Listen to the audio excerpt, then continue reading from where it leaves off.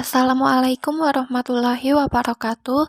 Kami dari kelompok 7 akan menyampaikan hasil diskusi kami mengenai eskalasi komitmen.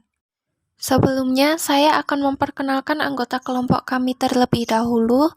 Yang pertama ada saya sendiri, Rahayu Ningsih, NPM 073, kemudian Galih Suryo, NPM 129, dan Khalida, NPM 151.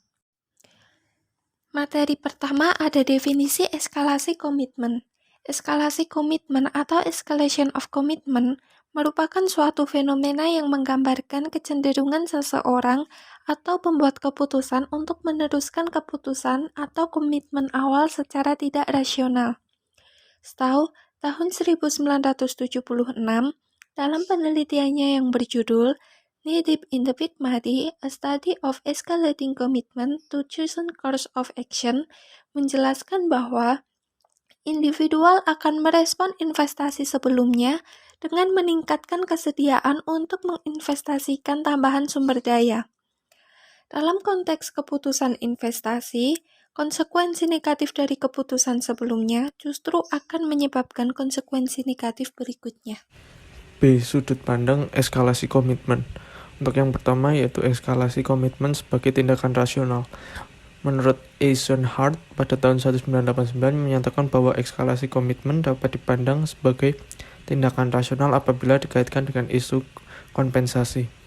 Untuk yang kedua, menurut Kanodia et al. Pada tahun 1989 menyatakan bahwa kesalahan eskalasi merupakan akibat adanya problem agensi dari pilihan terbalik atau adverse selection, karena agen memiliki intensif untuk menyembunyikan atau tidak menyajikan informasi privatnya mengenai kinerja atas pilihan investasinya.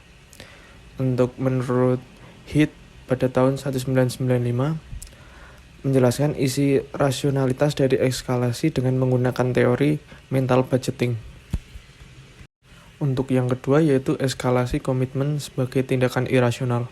Pada umumnya penelitian akuntansi keperilakuan memandang eskalasi komitmen sebagai tindakan irasional yang menurunkan nilai proyek bagi suatu organisasi. Menurut Beserman pada tahun 1994 menjelaskan eskalasi komitmen sebagai tindakan irasional dengan menggunakan dua paradigma, yaitu paradigma unilateral dan paradigma kompetitif. Faktor-faktor pendorong eskalasi komitmen.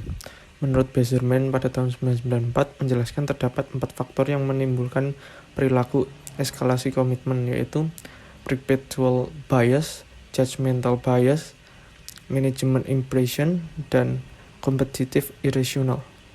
Menurut Keith et al. Pada tahun 2000 menjelaskan bahwa terdapat 3 faktor yang mempengaruhi eskalasi komitmen, yaitu risk propensity, risk perception, dan sunk cost. Menurut penelitian Rose and Stowe pada tahun 1993 dan disempurnakan oleh Kreitner dan Kenichi pada tahun 2004 menjelaskan bahwa faktor-faktor yang menyebabkan eskalasi komitmen yaitu faktor psikologi sosial, faktor karakteristik proyek, faktor kontekstual, dan faktor organisasional. Menurut Wong pada tahun 2005 mengembangkan studi Keith et al. Pada tahun 2000 dengan menjelaskan penyebab eskalasi komitmen yaitu risk propensity, risk preparation, dan outcome expectancy. D. Teori-teori yang menjelaskan eskalasi komitmen. Untuk yang pertama, self-justification teori. Eskalasi dilakukan untuk menjustifikasi keputusan yang sudah dibuat sebelumnya. Manajer membutuhkan justifikasi untuk membenarkan tindakannya. Yang kedua, prospect theory. Manajer memiliki komitmen pada tindakan gagal sebab keputusan di-frame pada pilihan antara rugi yang mengarah pada risk seeking. Sunk cost dipercaya untuk menentukan pilihan antara rugi yang mendorong perilaku eskalasi. Untuk yang tiga, agensi teori. Manajer memiliki komitmen pada tindakan yang merugi sebab ini merupakan kepentingan terbaik mereka yang disebabkan adanya ketidakkongruenan antara manajer dan senior, dan adanya kondisi asimetris informasi. Yang keempat, approach avoidance theory. Manajer memiliki komitmen pada tindakan yang merugi, sebab kekuatan yang mendorong mereka melakukan lebih kuat daripada kekuatan yang mendorong untuk berhenti. Satu kunci utama yang mendorong eskalasi adalah kedekatan dengan tujuan yang sering diberi label completion effect. Yang kelima, mental budgeting theory. Individual mempertahankan proyek yang sepertinya merugi ketika berdasar data ternyata akan diperoleh manfaat yang lebih besar atau marginal cost lebih rendah dibandingkan marginal benefit. Selanjutnya, strategi deeskalasi komitmen. Untuk menginvestigasi bagaimana cara mengurangi kecenderungan eskalasi komitmen, telah banyak dilakukan, antara lain penelitian yang dilakukan oleh Tiger 1980, Simonson dan Stowe 1982, yaitu dengan mengevaluasi manajer dalam proses pengambilan keputusan dibandingkan outcome-nya. Kemudian Rothgel and Career 1999, selanjutnya Booth and Schultz 1998 mengurangi eskalasi dengan cara menciptakan etika dan lingkungan etis yang kuat bagi pembuat keputusan.